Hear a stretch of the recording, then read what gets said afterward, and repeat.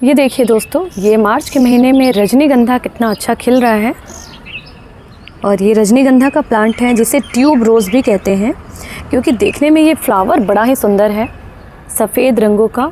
और अगर आप खुशबूदार फूलों के शौकीन हैं तो रजनीगंधा एक बहुत ही बढ़िया पॉपुलर प्लांट है। खुशबू में ये बहुत ही अच्छी खुशबू वाला फ्रेगरेंस लिए होता है, इसकी इत्र से भी ज़्यादा अच्छी खुशबू आती है।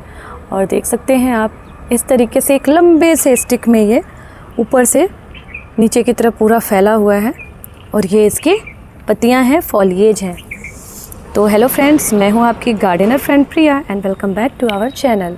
तो अभी मार्च का जो महीना है, मिड मार्च है, और ये फ्लावरिंग कर रहा है, बड़ा ही सुंदर लग रहा है मेरे गार्डन में। और काफ़ी टाइम से ये फ्लावर खिल रहे हैं, क्योंकि पहले देखिए यहाँ से खिलते हुए आए हैं, धीरे धीरे इसकी सारे पेटल खुलने लगते हैं और अभी भी कुछ पेटल हैं यहाँ पे। तो ये प्रोसेस 15 दिनों तक लगातार चला रहेगा, फ्लावर खिलना, नीचे से इस तरीके से फेड होना। तो इसकी हम थोड़ी सी ये फेडेड फ्लावर जो हैं इसको हटा देते हैं। एंड ये फ्लावर जो खिल रहा है, तो मुझे लगा आपके साथ इसकी केयर और जो रजनीगंधा प्लांट है इसके बारे में शेयर करनी चाहिए। तो आज के वीडियो में हम रजनीगंधा की केयर जानेंगे और इनकी देखभाल मैं कैसे करती हूँ, मैंने इसे कैसे लगाया है और इनका जो फ्लावरिंग टाइम है वो सब मैं आज आपको बताने वाली हूँ। तो वीडियो में ज़रूर बने रहिएगा, अच्छी लगे तो लाइक और चैनल को भी सब्सक्राइब कीजिए। सो दोस्तों, सबसे पहले तो एक ये क्वेश्चन भी उठता है कि रजनीगंधा में खुशबू नहीं आती है। काफ़ी सारे लोगों के रजनीगंधा में अगर खुशबू नहीं आ रही है तो उनको ये श्योर कीजिए कि आपने धूप में रखा है कि नहीं, क्योंकि ये जो बल्ब प्लांट है, रजनीगंधा को ट्यूब रोज़ इसलिए कहते हैं क्योंकि ये ट्यूब से बनता है, बल्ब से बनता है, कंद जिसे कहा जाता है। और कंद और बल्ब से इसको उगाया जाता है और देखने में भी फ्लावर अच्छा है, तो ये ट्यूब रोज़ है। बट ये अपने खुशबू के लिए और बहुत ज़्यादा शानदार इसका लुक होता है, उसकी वजह से काफ़ी लोकप्रिय है। तो अगर खुशबू नहीं आ रही है किसी में, तो आप देखिए कि इसको आपने धूप में रखा है कि नहीं, क्योंकि जो रजनीगंधा का फूल है इसको बहुत अच्छी सनलाइट की ज़रूरत होती है। इनको दिन भर की अगर 6 से 7 घंटे की या पूरे दिन भर की धूप मिले तो बहुत अच्छी बात है। मैंने इसे टेरेस पे रखा है जहाँ पे इसे दिन भर की धूप मिलती है। अगर आपने बालकनी में भी रखा है जहाँ इनको बहुत अच्छी धूप मिल रही है, सुबह से लगभग 6 से 7 घंटे की भी, तो इनके लिए इनफ होता है। क्योंकि किसी भी बल्ब प्लांट को ग्रो करने के लिए धूप की ज़रूरत पड़ती है, कंद और बल्ब को मल्टीप्लाई होने के लिए भी धूप की ज़रूरत होती है और फ्लावरिंग करने के लिए भी धूप की ज़रूरत होती है। तो इनको सनलाइट वाले लोकेशन में रखिए जहाँ इनको सीधी धूप पड़े। 6 से 7 घंटे की तो ज़रूरत बहुत ज़्यादा है और दिन भर की भी धूप है तो कोई भी दिक्कत नहीं है। तो उस वजह से थोड़ा खुशबू पे भी इफ़ेक्ट आता है। नंबर 2, इनकी पॉट की बात करें दोस्तों, तो मैंने इनको पॉट दिया है, लगभग 15 इंच का पॉट है। तो आपको हमेशा ही इनको बड़े पॉट प्रोवाइड करना है, 10 इंच से ज़्यादा का पॉट देना है, ताकि ये बहुत अच्छे से ग्रो हो। क्योंकि बल्ब जो हैं, एक बल्ब लगाएंगे वो बहुत तेज़ी से बढ़ते हैं, मिट्टी के अंदर मल्टीप्लाई होते रहते हैं। और जब आपने बड़े पॉट प्रोवाइड करेंगे तो इसमें आपको ढेर सारे नए प्लांट भी और बल्ब भी मिलते रहेंगे और ये प्लांट बहुत ज़्यादा अच्छा भी दिखेगा और इनको न्यूट्रिशंस भी भरपूर मात्रा में मिलते रहेंगे। तो इसको हमने लगभग 10 से 15 इंच के बीच का पॉट प्रोवाइड करना है और साथ में ड्रेनेज होल ज़रूर बना लीजिएगा। क्योंकि देखिए, आप यहाँ ध्यान से देखिए तो ये ट्रे में पानी है, तो जब वाटरिंग करते हैं तो ड्रेनेज होल बना होता है, तो बहुत अच्छे से वाटर, जो एक्स्ट्रा वाटर है वो यहाँ से ड्रेन हो जाता है। और कोई भी बल्ब प्लांट हो उसमें यही दिक्कत आती है कि जो बल्ब है ओवर वाटरिंग से सूखने और सड़ने लगते हैं, जो हमें दिखता भी नहीं है, मिट्टी के अंदर सूखने सड़ने लगता है। तो दोस्तों, वाटरिंग का बहुत ध्यान रखना पड़ेगा, इनकी सॉइल मिक्स का बहुत ध्यान रखना पड़ेगा। तो चलिए अभी वाटरिंग की भी बात कर लेते हैं। तो वाटरिंग हमें इसमें रेगुलर करनी है, लेकिन हमें एक बार मिट्टी की ऊपरी परत चेक भी कर लेना है। जब सॉइल सूखी हो, देखिए आप, बहुत ज़्यादा भी गीली नहीं है, तो जब सॉइल इसकी ऊपरी परत सूखी हो तभी इसमें वाटरिंग कीजिएगा। और ध्यान रखिएगा कि इसमें पानी जमा ना हो। वाटर लॉग जब होने लगता है, मीन्स कि पानी जब जमा होने लगता है, जस्ट बिकॉज अब इसकी सॉइल अगर सख्त है या इसमें ड्रेनेज होल नहीं है, तब ये रीजन होता है। तो फिर बल्ब सड़ने लगते हैं और प्लांट ग्रो नहीं करते। तो हमें ड्रेनेज होल भी रखना है और मिट्टी को चेक करके वाटरिंग करनी है। ओवर वाटरिंग से इनको बचाना है। सॉइल को मॉइस्चर दीजिए बट सॉगी मत होने दीजिए, सॉगी मत, आसपास पानी जमा नहीं होने देना है, वाटर लॉक्ड नहीं हो। नेक्स्ट इनकी अगर हम सॉइल मिक्स की बात करें जो बहुत इम्पॉर्टेंट होता है, तो इनकी जो सॉइल होनी चाहिए वो दोमट मिट्टी होनी चाहिए, न्यूट्रिशन से भरपूर और उपजाऊ होने के साथ साथ इनकी मिट्टी जो होती है वो पोरस होनी चाहिए, दोमट होनी चाहिए। और इसमें जो है हम इसके लिए मैंने जो मिट्टी बनाई है उसमें है गार्डन सॉइल, सैंड, कोकोपीट, नीम केक पाउडर मैंने थोड़ा सा इसमें डाल दिया है ताकि सॉइल जो है वो हेल्दी रहे, कोई फंगस और कीड़े ना लगे।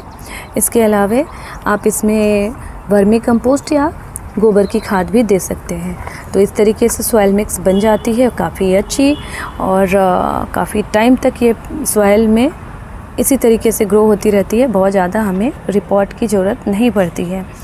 नेक्स्ट दोस्तों, अगर इसके सीज़न की बात करें तो ये सीज़न जो है स्प्रिंग टाइम से लेकर आपको ऑटम टाइम तक बहुत अच्छी ब्लूमिंग करता है। ऐसा नहीं है एक बार ब्लूमिंग करेगा फिर ये नहीं खिलेगा। पेरेनियल प्लांट होते हैं, पेरेनियल बल्ब प्लांट, जो बल्ब इनके पूरे साल बने रहते हैं। और फ्लावरिंग ये अभी जैसा कि मार्च में कर रहा है, साथ ही साथ धीरे धीरे ये स्टॉक ऐसे ही जब पूरा फ्लावरिंग करने के बाद सूख जाएगा 15-20 दिनों के बाद, तो इसकी हम स्टॉक यहाँ से कट कर देंगे और फिर नए नए स्टॉक्स निकलते हैं, नई नई इसी तरीके से डंठल निकलेगी और फ्लावरिंग होगी। सितंबर अक्टूबर में भी लास्ट ब्लूमिंग होती है दोस्तों। साथ में विंटर में ये ब्लूमिंग नहीं करता है, 2-3 महीने ये रेस्ट में होता है। तो उस टाइम आप चाहें तो इसके बल्ब को स्टोर कर सकते हैं, बट मैं कोई भी बल्ब निकालती नहीं हूँ, सॉइल में ही छोड़ देती हूँ, क्योंकि मैं इनको बहुत अच्छा पॉट प्रोवाइड की रहती हूँ। और सनी लोकेशन में रखिएगा, सर्दियों में इनको बहुत ज़्यादा वाटरिंग नहीं करेंगे और बहुत ज़्यादा इसमें ऐसी जगह पे ना रखें जहाँ इनको ब्राइट लाइट, हवा ये सब नहीं मिल रही है। तो इनको एज इट इज़ धूप में भी छोड़ सकते हैं। पूरे साल फ्लावरिंग होने के बाद इनके बल्ब को स्टोर करके भी रख सकते हैं। बल्ब को मिट्टी से निकाल ले, अच्छे से झाड़ कर फंगीसाइड से अच्छे से इनको पोंछने के बाद इन्हें सूखे कपड़े में या सूखे कागज़ में लपेटकर खुली ब्राइट एरिया में रख सकते हैं और दोबारा इसे ऑटम के बाद लगा सकते हैं।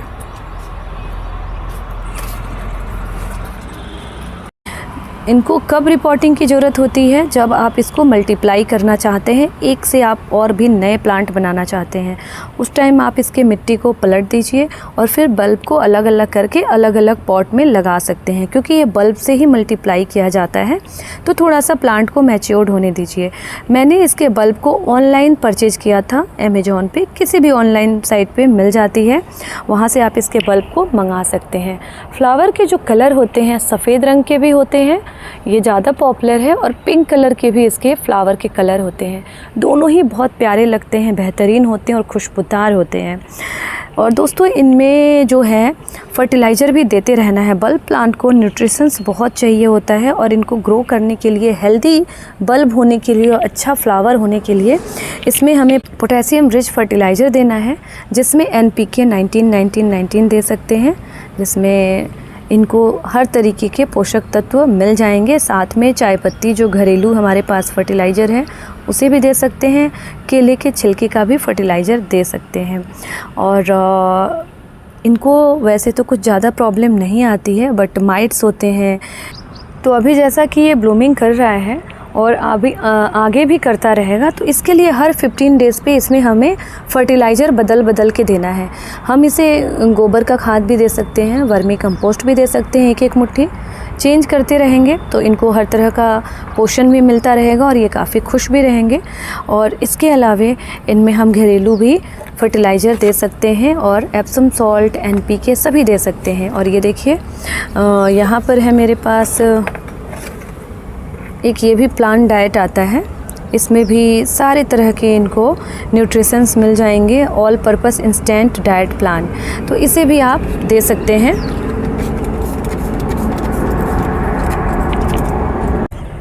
प्रॉब्लम की बात करें तो वैसे तो बल्ब प्लांट पे कुछ खास प्रॉब्लम नहीं आती है, जो चीज़ें हमने बताई हैं अगर उसको हम फॉलो करेंगे तो सब ठीक रहेगा, बट कई बार हमें इसमें माइट्स या एंड देखने को मिल जाता है। तो इस तरीके से ऑर्गेनिक नीम पेस्टिसाइड जो है इसका स्प्रे कर सकते हैं, ये मार्केट में मिल जाता है, इनके फॉलिएज के आसपास हम इसको स्प्रे कर सकते हैं।